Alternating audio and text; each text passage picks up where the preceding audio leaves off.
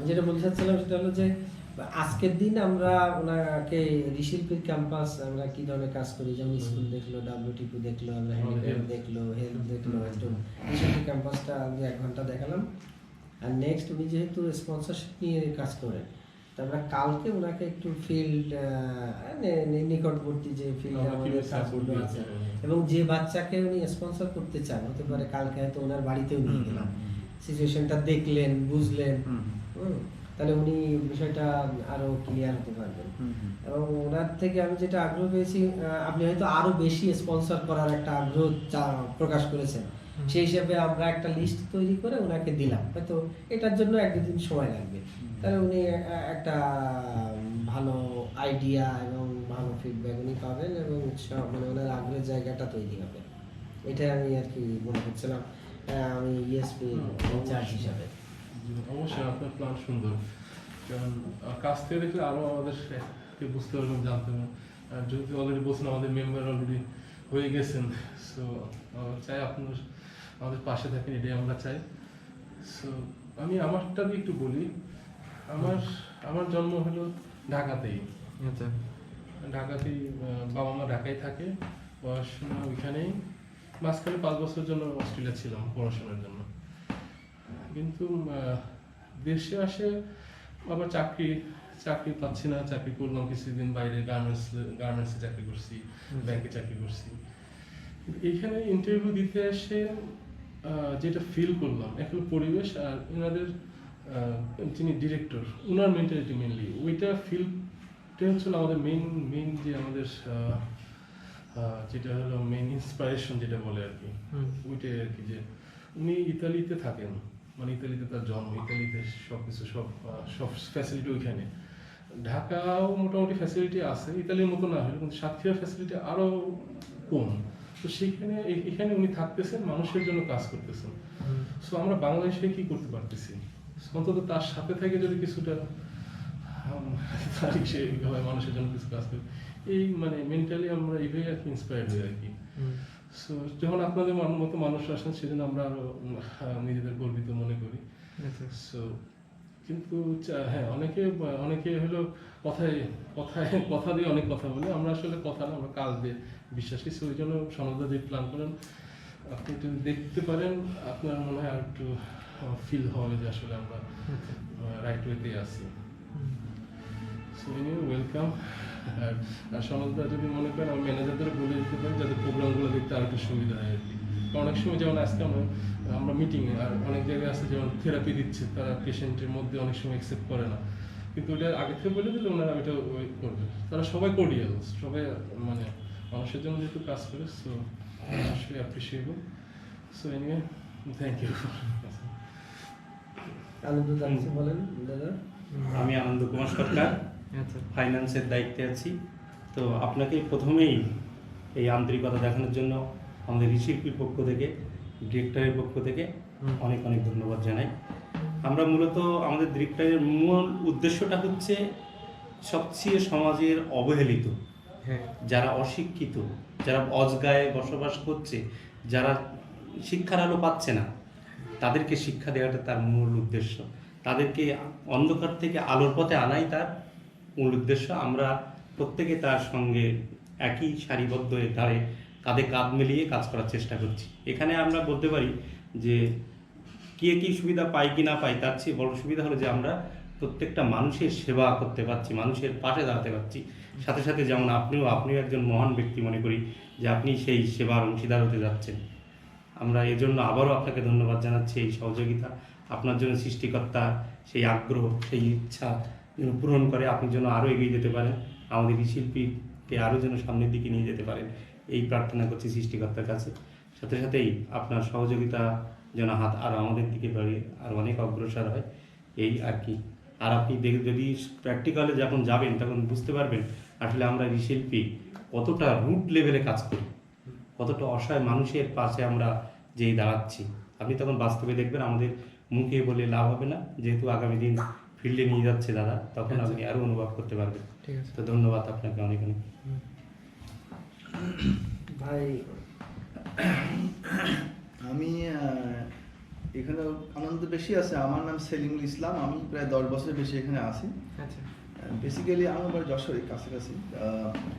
যেটা খালিদে বললো, এখানে আমাদের যে আসলে এনজিও তো হয় কি যে আমাদের বাংলাদেশের প্রেক্ষাপটে এনজিও মানে মাইক্রো ক্রেডিট, ক্রেডিটের লোন দাও সুদে চলে দেওয়া হবে। কিন্তু আমাদের এখানে মাইক্রো ক্রেডিট চলে না।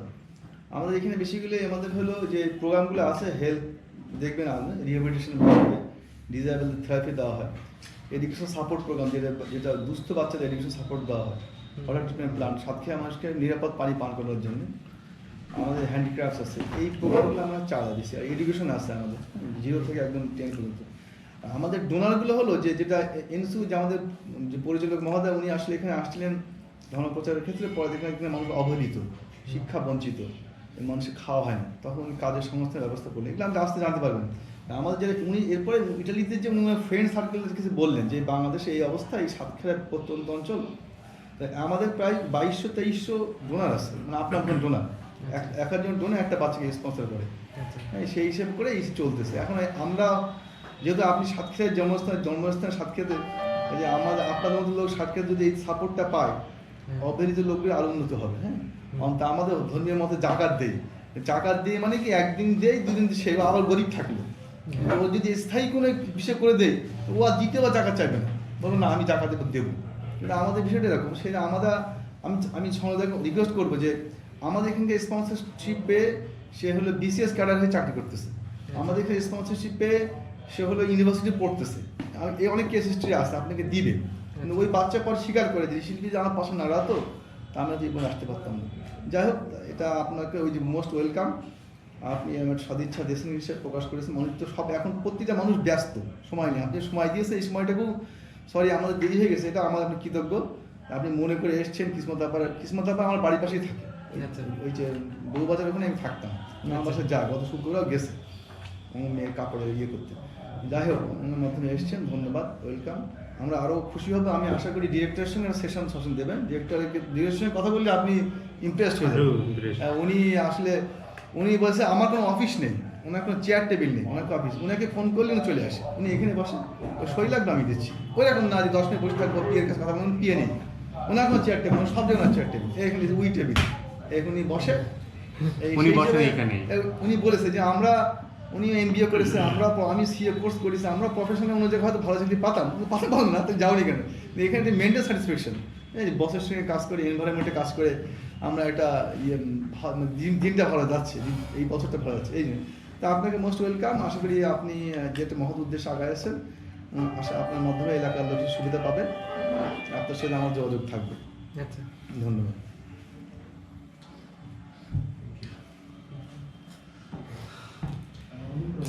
প্রোগ্রাম কয়টা সেটা জানাচ্ছেন? আমাদের কয়টা প্রোগ্রাম আছে? ওই দিয়েছে এখানে অ্যানালিটিক বসে দিয়েছে, এটা নিয়ে বলেছি অবশ্য। আচ্ছা। তুমি বলেন একটু। এনজো কি এখানে থাকেন না? হ্যাঁ, জি, আমাদের উপরে দোতলায়। আচ্ছা। বছরে 1-2 বার ইটালি যায়। ও রিসেন্টলি উনি বাংলাদেশের সিটিজেনশিপ পেয়েছে। পাইছে। হ্যাঁ, সিটিজেনশিপ পেয়েছে। লোকাল যে ইলেকশনটা হলো ভোটও ভোট দিয়েছে। দিয়েছে। এই বছর ইলেকশন, একদিন পর উনি সিটিজেনশিপ দিয়েছে বাংলাদেশ গভর্নমেন্ট। আচ্ছা। এবং উনি মানে আসলে উনি যতটা করেছেন, বাংলাদেশি হিসেবে আমরা যে একটা সিটিজেনশিপ ওনার হয়েছে, আমরা আসলে কৃতজ্ঞ যে আমরা অন্তত কিছুটা ফেরত দিতে পেরেছি, অন্তত তাকে এই দেশের নাগরিক হিসেবে আমরা মেনে নিয়েছি। এটাই, কারণ এটা অনেক দেশে অনেক সোজা, অনেক দেশে অনেক কঠিন। বাংলাদেশে কঠিন। বিশেষ করে আমাদের বাংলাদেশে অনেক কঠিন। বাংলাদেশের প্রেক্ষাপটে নাগরিকত্ব অনেক কঠিন, সহজে হয় না। হ্যাঁ, সেটাই। কিছু বলেন বলেছেন। মানে ওনার কিছু চ্যালেঞ্জ ছিল, আমি বলি। উনি যেহেতু ক্যাথলিক ছিলেন আর কি, প্রিস্ট ছিলেন, ফাদার বলে আর কি। চ্যালেঞ্জ ছিল, সবাই যখন প্রথম আসতো সবাই মনে করতো উনি ধর্ম পূজা, মানে খ্রিস্টান বানানোর জন্য আসছেন। আচ্ছা। সেই চ্যালেঞ্জটা ছিল। এবং ওইখান থেকে মানে যেখান থেকে কন্ট্রোল যে ক্যান্ট্রোল, ওইখান থেকেও তারাও তাকে চাপের মধ্যে রাখতো যে তুমি তো ধর্ম প্রচারের জন্য আসছো, তুমি মানুষ সেবা কেন করতেছো। সো এরকম 2-3 বার তাকে ওয়ার্নিংও দিয়েছে। পরে সে মেন্টালি ঠিক হলো না, আসলে ওই মানুষ সেবার মধ্যে ঈশ্বরের সেবা করা যায়। সো ওইটা সে পরে ক্যান্সেল করে দেয় আর কি, ফাদার থাকে না। এখানে এসে কোনো ধর্মমত নির্বিশেষে সে করা শুরু করতে। ইভেন এখনো আমি শুনি কিছু কিছু জায়গায় মানে আমাদের পানি কিনতে চায় না, এটা খ্রিস্টান প্রতিষ্ঠান, এখনো এই ধরনের মেন্টালিটি রয়ে গেছে আর কি। সো এইগুলো নিয়ে আমাদের কাজ করতে হয়। ইভেন অনেক সময় স্টুডেন্টরা সাপোর্ট নিতে চায় না, স্পেশালি খ্রিস্টানদের, হ্যাঁ, খ্রিস্টানদের।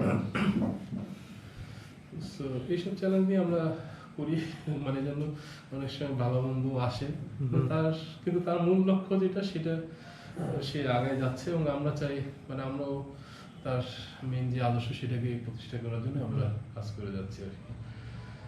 কার কি ধর্ম আসলে আমি ওইভাবে চিন্তা করি। এখানে আমি ভালো মানুষ বিন্দুমাত্র দেখি। সেটাই বিন্দুমাত্রই আমাদের ডিরেক্টর এটা চিন্তা করে না, এবং তার চিন্তাধারা মানব সেবা করছি, হ্যাঁ। তার চিন্তা এখানে দেখেন আপনি আমরা দুইজন আছে ভাই, দুইজন মুসলমান, আমরা দুইজন হিন্দু, একজনও খ্রিস্টান নেই, অথচ বাইরের লোক মনে করে যে এখানে ওদের খ্রিস্টানদের বেশি প্রাধান্য বা তাদের এ করে, ওই যেমন ধর্মগ্রামী যে তাদের পানি খাওয়া যাবে না বা স্পন্সর করা যাবে না, পানি খাওয়া যাবে না কেন?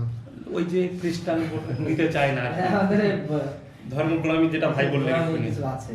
আচ্ছা ঠিক আছে, আপনারা দুইজন হিন্দু, আমি বলছি ছোটবেলায় আমার আত্মীয়রা বলেছে হিন্দুদের হাতের রান্না খাওয়া যাবে না, খাওয়া যাবে না। যাবে না। বলেছে রাত্রি গোপনে হিন্দুরা গরুর পেশাব মিশাই দেয়। এরকম mentality ওই যে কুসংস্কার ঢুকে ওইটা যায়। কুসংস্কারের আমার আত্মীয়রা এরকম বলেছে। ওইটাই ওই যে কুসংস্কার আছে এখন বিষয়টা এটা আপনাকে এমন ভাবে বলেছে যেন আপনি না খান, আমরা একটা ঘৃণা তৈরি করে দিয়েছি, হ্যাঁ বুঝতে পেরেছেন? আসলে ঘটনাটা হলো দেখো, আর আপনাকে যদি বলে খাবেন না, তাহলে কিন্তু হয়তো আপনি শুনবেন না, কিন্তু আপনাকে এমন একটা ক্লু দিয়ে দিচ্ছে যাতে আপনার মন থেকে চাইবে আমি আর খাবো না। আচ্ছা, আমার ওয়াইফের কথা বলি, হ্যাঁ, জন্ম হয়েছে খ্রিস্টান, প্রটেস্ট্যান্ট খ্রিস্টান, কিন্তু ছোটবেলায় বাপ মারা গেছে, মা একজন ইন্ডিয়ান মুসলমান বিয়ে করেছে, তাই সে ছোটবেলায় সৎ বাপের সাথে 2 বছর দিল্লিতে ছিল, ওখানে হিন্দি ভাষা শিখেছে, আর সৎ বাপ ওকে মুসলমান বানাই দিয়েছে, এখন আমার সাথে আছে, এখন আসলে হিন্দু বলা যায়। সব ধর্মেরই ও এখন পুজো টুজো করে, আর প্রতি বছর আমার জন্য কারভা চাউত করে। ওই যে ইন্ডিয়ান যে ইয়েটা আছে, ওই যে হিন্দি সিনেমা ফিল্মে দেখবেন যে ওটা, হ্যাঁ মানে ওটা আসলে ওরা আসলে হিন্দু বলা যায়। যাই হোক, আসলে পৃথিবীতে তো আর মানুষ আগে তো পরিচয় আমরা মানুষ, তারপরে যে আমাদের ধর্ম। আমার ফ্যামিলিও থাকে, আমি যে ফ্যামিলিতে জন্মগ্রহণ করছি হ্যাঁ। সেটাই আগে ফার্স্ট, পরে পরিবেশ পরিস্থিতি বুঝে আবার। আর আমার ছোট বোন ও 8-এ পড়ে, আচ্ছা আচ্ছা। ও কিছুদিন আগে অব্দি আমার বলেছে যে ও হিন্দু হতে চায়, তাই আমার মা বাবার ওই এটা গোপনে আমার সাথে বলেছে, আমার মা বাবা তো জানতে পারবে না, তাই গোপনে বলেছে, তাই আমি ওই এলাকায় একটা হিন্দু মন্দির আছে, তাই মন্দিরে বেড়াতে নিয়ে গেছিলাম একদিন, আচ্ছা আচ্ছা। তাও ওর খুব ভালো লেগেছে। হ্যাঁ সেটাই, যার যার মানুষের- যার যার, হ্যাঁ ওটা হলো যে আমেরিকায় ধর্মের অধিকার আছে, হ্যাঁ সেটাই। বাংলাদেশেও আছে, কিন্তু কিছু লোক মেনে নেবে না। সমাজ বাংলাদেশে সমাজ বাংলাদেশে ধর্মের অধিকার আছে কিন্তু মানুষ মেনে নেয় না, এটা সমস্যা। না, আইন ভালো বাংলাদেশ, এখনো বাংলাদেশ হ্যাঁ। অনেক সুন্দর সম্প্রীতির দেশ, হ্যাঁ তারপরেও ইভেন না রিসেন্টলি একটা ঘটনা ঘটছে সেটা বলি। আমাদের একজন স্টাফ, হিন্দু স্টাফ ফের মেয়ে আর একজন খ্রিস্টান স্টাফের ছেলেকে বিয়ে করছে। আচ্ছা হিন্দু স্টাফ বলে আমাদের সমাজে কেউ ওকে মানতেছে না, তুমি আমাদের যদি ওই ছেলেকে ছেড়ে দাও তাহলে আসতে হবে, নাহলে আসবে না আমাদের বাসায়। আচ্ছা, আর খ্রিস্টানরা কি বলে? খ্রিস্টানরা মাইনে নিচ্ছে, খ্রিস্টানরা সবাই মেনে নেয়। হ্যাঁ খ্রিস্টানরা মেনে নিয়েছে, কিন্তু আমাদের বাঙালি মুসলিম এবং বাঙালি হিন্দু সম্প্রদায় এত সহজে মেনে নেয় না। আমি ওটা জানি। কট্টরপন্থী। খুবই এটা স্বাভাবিক, এটা আরে আমি জানি, আমি শুনেছি না আপনারা গরুর পেশাব দিয়ে রান্না করেন। আসলে কি তাই? আপনার কি বিশ্বাস হয়? একটু পরে কখনো আমেরিকায় আমি সবসময় ইন্ডিয়ান রেস্টুরেন্টে যেয়ে খাই, এই তো, ওরা সব হিন্দু, অসুবিধা কি? অসুবিধা কি? না আছে কিছু গোড়ামি আছে, আমি বলি। গোঁড়ামি কিন্তু আছে। হিন্দুদের গরুর চেষ্টা করলেন না হিন্দুদের, এবং আমি ভিডিও দেখছি কুরবানি মুসলিম কুরবানি গরু কুরবানি করার পর সে ব্লাডটা খাচ্ছে। কি মুসলিম না? হ্যাঁ। ও তো এটা মানে তাদের আপনি মুসলমান? আমি মুসলিম, হ্যাঁ। শোনেন, আমি ছোটবেলায় শুনেছি হিন্দুরা গরুর পেশাব খায়, বড় হয়ে বাস্তবে দেখেছি মুসলমানরা উটির পেশাব খায়। আপনি যদি সৌদি আরবে যান, অনেক লোক হজে সৌদি আরবে যায়, ছবি টবি তুলি ইন্টারনেটে উঠাই দেয়, ওখানে বোতলে উটির পেশাব পাওয়া যায়, ছোট ছোট বোতল, সৌদি আরবে এটা কি কিছু কোনো, কিছু ওষুধে উটের পেশাব ব্যবহার করে। হ্যাঁ, না, সৌদি আরবে হিসেবে- কিনতে পাওয়া যায়। ঔষধি হিসেবে হয়তো ব্যবহার হতে পারে, হ্যাঁ। প্র্যাকটিক্যালি আসলে এরকম হওয়ার কথা না। ওই যে ওরা বলে এটা সুন্নাত, হাদিসে প্রমাণ আছে। ভাই হয়তো বলতে পারবে, সেলিম ভাই না, আমার জানা নেই, মানে জানা নেই। হাদিসে প্রমাণ এটা আমি জানি, এটা ভালো আলেম বলতে পারবে। হ্যাঁ। পেশাব তো বর্জ্য, হুম। যাই হোক সেটা হলো যে নাপাক আমাদের যেমন এটা হলো সে গরুর হোক আর উটির হোক, হ্যাঁ। মানে এটা হচ্ছে কিছু কিছু লোক মানে ধর্মান্ধ বলবো, তারা হলো কুসংস্কার মানে সুপারস্টিশন বলে, হ্যাঁ। তারা এটাকে বিকৃতি করেছে হবে, চাইছে হিন্দু মুসলিম হোক, যার কারণে এটা আসলে মানে মূল ধর্ম এটাকে পারমিট করে বলে মনে হয় না। যাই হোক সেটাই মানে মেইন বিষয় হচ্ছে যে আমরা সকল ধর্মের প্রতি শ্রদ্ধাশীল, কিন্তু আমরা মানুষের সেবার কাজ করি, ধর্ম নির্বিশেষ করি না, যে যার ধর্ম তার তার। আমি শুধু আপনাদের সাথে কিছু গল্প বলেছি। এগুলো হয় ওদের জন্য, কিন্তু আমাদের এই সাবকন্টিনেন্টে খুব সিরিয়াস অবস্থা তো। তাই তো দেখছি সব ধর্মের কারণে অনেক হানাহানি, মারামারি, এমনকি বাংলাদেশে। আরে এটা আসলে ব্রিটিশদের দোষ। পূর্ববঙ্গ আর পশ্চিমবঙ্গ কিভাবে ভাগ করেছে। কাশ্মীর হওয়ার কথা পাকিস্তানের সাথে, কাশ্মীরকে ভারতের সাথে দিয়ে। আরে বাংলাদেশ শোনেন হচ্ছে শোনেন শোনেন, আমি বলি ব্রিটিশ আমলে কাশ্মীর আলাদা একটা ইন্ডিপেন্ডেন্ট রাজ্য রাষ্ট্র ছিল, ছিল, হ্যাঁ, আমি ইতিহাস আলাদা রাজ্য ছিল, ওদের রাজা টাজা ছিল। ওরা ডাইরেক্ট ব্রিটিশ কন্ট্রোলে ছিল না, ব্রিটিশদের সাথে পার্টনারশিপ ছিল, কিন্তু ব্রিটিশরা কাশ্মীর ওইভাবে ভাগ করে দিয়েছে। বাংলা ভাগ করছে, পাঞ্জাব ভাগ করছে, মানে সব জায়গায় জ্ঞান ঢোকাতে আছে। হ্যাঁ, ঠিক আছে। এই যে আমি অনেক পাঞ্জাবি লোকদের সাথে কথা বলেছি, ওদের আত্মীয় বর্ডারের দুই সাইডে আছে, দুই side এ আছে। এখনো সবসময় বেড়াতে যায় এত বছর পরে। যেমন আমাদের বাংলাদেশি হিন্দুদের, মুসলিমদের কিন্তু 50 ও দেশে 50 এ দেশে, অবশ্য সময়ের ব্যবধানে এখন অনেক ইয়ে হয়ে গেছে, কিন্তু এখান হ্যাঁ। থেকে 20 বছর আগে ধরলে অর্ধেক যেমন ভাইদের আত্মীয় স্বজন ইন্ডিয়া আছে। এই যে আমার দাদার বাড়ি ছিল বসিরহাট শহর, আচ্ছা, পশ্চিমবঙ্গে। আমার বাড়ি বসিরহাট, আমার ভাইদের আত্মীয় স্বজন ইন্ডিয়া। সব বাবা মামা সব লেখাপড়া ওই জায়গায়, আমরা আব্বা 3টে ভাই এখানে চলে এসছে, সব ওখানে আসছে, মায়ের বংশ সবাই আসছে, বাবার বংশ সব ওখানে আসছে। আচ্ছা, আপনি জন্ম ভারতে, তা ভারতের নাগরিক না? না, ভারত একমাত্র দেশ যেখানে ডুয়াল সিটিজেন হয় না, আমি আচ্ছা। নাগরিকত্ব পাই না, নাগরিকত্ব না, আমার বাবা মা নাগরিকত্ব হারিয়েছে। আচ্ছা, এটা তো সমস্যা না, আমরা এই দেশে আসার পরে ভারতের ভারতের নাগরিকত্ব পাইলে অন্য দেশের নাগরিকত্ব থাকে না, আর এটা থাকলে এই আমি শুনলাম পৃথিবীর একমাত্র ভারত ডুয়াল সিটিজেন দেয় না। হ্যাঁ। আমি চেষ্টা করেছি যে হ্যাঁ, আমি চেষ্টা করেছি অনেক দেশ আছে তাই না? হ্যাঁ আমি চেষ্টা করেছি ভারত যে দেয় না। নাগরিক বের করার জন্য, যে জমি জায়গা আমার সমস্যা হচ্ছে, আমার মায়ের জমিগুলো আমি বলছি তো আমার বেঁচে দিচ্ছে সব, এখন কারণ ও বিদেশি আমার আপন মামা বেঁচে দিচ্ছে, কারণ আমি চিন্তা করি আমার মায়ের তো স্কুল সার্টিফিকেট, আমার মা কলকাতা থেকে বিএ পাস, হ্যাঁ, তাই তো। আমার এখন বলে সুরেন্দ্রনাথ কলেজ থেকে বিএ পাস, হ্যাঁ। আমার মা সার্টিফিকেট, আমার মা বাংলাদেশে মাস্টারি করেছে, হ্যাঁ। আর এগুলো শোকরা যখন আমি ক্লেম করে বলবো না আমার মা সিটিজেন ছিল, তাহলে বাংলাদেশ সিটিজেনে ভুট্টা করছে, ঝামেলা আছে। তো সিঙ্গেল ছিল, রিসেন্টলি ডুয়েল করছে। হ্যাঁ। এটা ঝামেলা বুঝেছো? ঠিক আছে, ডিরেক্টর যদি এর মধ্যে নামে আমি বলবো না। হ্যাঁ, তাহলে আমরা ওনাকে একটুখানি এটা দেখাই, ক্যাম্পাসে দেখেন। তারপরে ভাই তাহলে কি ওই উনি একজনকে স্পন্সর হ্যাঁ, করতে হ্যাঁ। চায়, তা আমরা ওই বাচ্চাটাকে এবং ওর মাকে মিট করাই দিই, হ্যাঁ, হ্যাঁ। মিট করাই দিই, আর কালকে একটু ফিল্ড ভিজিট রাখবেন। আচ্ছা। আর একটু মানে- হ্যাঁ, কালকে আর কটার সময় আসবো? সম্পর্কে যদি কাল কটার সময় আসবে সমুদ্র? কালকে আপনি 9টার দিকে আসেন, আমাদের আচ্ছা। 9টা থেকে স্টার্ট তো, 9:30 আচ্ছা 9টা থেকে 9:30টার মধ্যে আপনি আসলেন।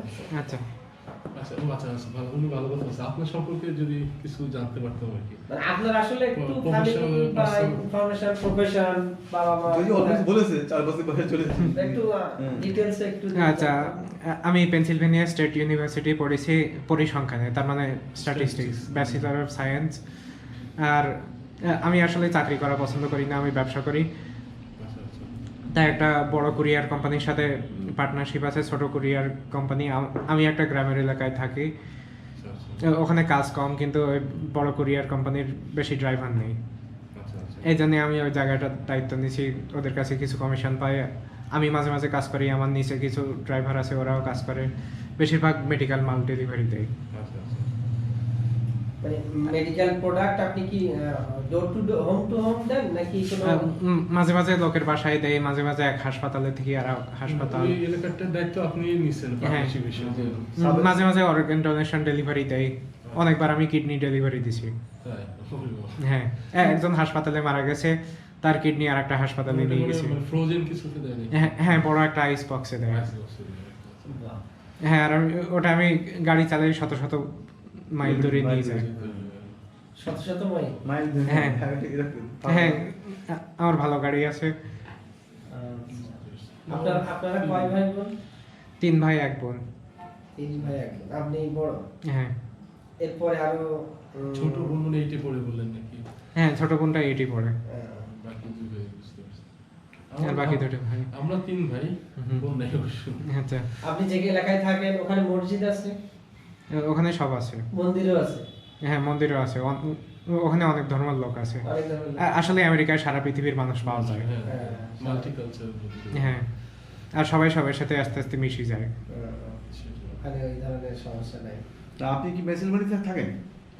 হ্যাঁ, পেনসিলভেনিয়া রাষ্ট্রে থাকে। ওখানে বিজনেস করতেছে। ওই যে মাঝখানে গ্রামের এলাকায় ওখানে থাকে। পড়েছে তো ওখানে ইউনিভার্সিটি, হ্যাঁ। হ্যাঁ, গ্রাম হলেও আপনাদের ওখানে তো আর গ্রাম না, রোডঘাট সব ক্লিয়ার। তারপরেও গ্রাম। গাছ চলে আসছে হয়তো, হ্যাঁ। অনেক হ্যাঁ। ফাঁকা হ্যাঁ, অনেক। ফাঁকা রাস্তা, জঙ্গল আর পাহাড়, বেশি মানুষ নেই। আর জমির দামও খুব কম। 1 একর $20,000 পাওয়া যায়। মাত্র। হ্যাঁ। আমরা ওখান থেকে কিনতে পারলে হতো। সিটিজেনশিপ নেন, যান। আনইউজ জমি থাকে অনেক সময়, যে কি করা যায়। ওই যে ওই এলাকায় মানুষ নেই, হ্যাঁ। এই জন্যই জমি পড়ে আছে। আপনারা কি জমি কিনতে পারবেন ওই দেশে? কিনেছে তো? ইচ্ছা করলে এখনই কিনতে পারবো, এখনো কিনিনি, কিন্তু কিনবো। আপনারা থাকেন কি ফ্ল্যাট ভাড়া নিয়ে? হ্যাঁ, বড় একটা ফ্ল্যাট। ফ্যামিলি সবাই একসাথে থাকেন? এই যে আমি, আমার ওয়াইফ আর আমার শালী মাঝে মাঝে আমাদের সাথে থাকে। আমার ওয়াইফ কি আসছেন বাংলাদেশে? না, আসেনি। আচ্ছা, আচ্ছা। আপনি একা আসছেন বাংলাদেশে? হ্যাঁ, আপনার আব্বা কি এখনো ওখানে কাজ করেন? এখন রিটায়ার্ড, বড় হয়ে গেছে। সাতক্ষীরা বাসা কোন জায়গায়? সাতক্ষীরা সাতক্ষীরা না, বয়রায় বাড়ি ছিল। এই যে দাদার বাড়ি ছিল বয়রা গ্রামে, আর আমি ছোটবেলায় ছিলাম কলারোয়ায়। আর সাতক্ষীরা আমার বেশিরভাগ আত্মীয়র, দাদার বাড়ির আত্মীয়রা বেশিরভাগ সাতক্ষীরা সিটির ভিতরে। আচ্ছা, শহরের মধ্যে। মানে এখন কোথায় থাকতেছেন? এখন ক্রিস্টাল ডায়াগনস্টিক চেনেন, খুলনা রোড মোড়ে? হ্যাঁ, চিনি। আমি একটা শেয়ারের পার্টনার। ওখানে পার্টনার? হ্যাঁ, ওখানে একটা রুমই থাকছি আচ্ছা, আপাতত। আচ্ছা। কোনটা ক্রিস্টাল ডায়াগনস্টিক। ক্রিস্টাল? ক্রিস্টাল হ্যাঁ, সদর হাসপাতালের সামনে। অপোজিটে। ও। অপোজিটে। এখানে যে পার্টনার, কার সাথে পার্টনারশিপ করেছেন এখানে যে যিনি আছেন? ওনার নাম ফাত্তা। পাত্তা? ফাত্তা। হ্যাঁ, ফাত্তা। সাগরদাড়িতে বাড়ি। সাগরদাড়ি। ফাত্তা নামটা খুব চেনা চেনা মনে হচ্ছে। আবুল ফাত্তা বলে আবুল ফাত্তা, জানেন? না। শুধু ফাত্তা। Thank you. ওকে, ধন্যবাদ। অনেক কিছু জানা হলো। ভাই কিছু আর কিছু বলবেন? না। না হলে আমরা একটুখানি ঘুরে। আর আমিও খুব পরিচয় হলো, আমার রিলেশনটা মনে থাকবে। আচ্ছা। আমাদের ডাইরেক্টর ভালো হতো। আমি আসলে বলছিলাম কিন্তু কোথায়? বলছিলেন শেষের দিকে, তাহলে আমি অফিসে অফিসে আসতে নামে পারেন। না, ঠান্ডায় 2 দিন ওপর থেকে নামি তো উনি বলছিলেন যে ফোন লাস্টের দিকে দেখতে নরমালি একটু মানে উনি একটু রাত জাগে, তো যেন সকালে একটু দেরি হয়। প্যান্ট ইটালির সাথে 5 আওয়ার্স ডিফারেন্স, তো অনেক সময় কমিউনিকেশন, ইভেন সে মানে 2টার সময় ইটালি নিউজটাও শোনে, নাইটের নিউজ। আচ্ছা। সো ওইটা মেনটেন করতে যে এদিকে গ্যাপ হয়ে যায়। আমার ঘুমের অসুবিধা হচ্ছে, 11 ঘন্টা পার্থক্য। হ্যাঁ, জেট ল্যাগ না কি জানি বলে, জেট ল্যাগ। Jet lag.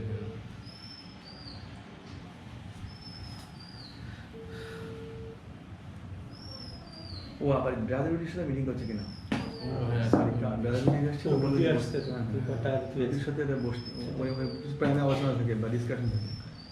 তো হোয়াটসঅ্যাপ মেসেজই করেন আপনি।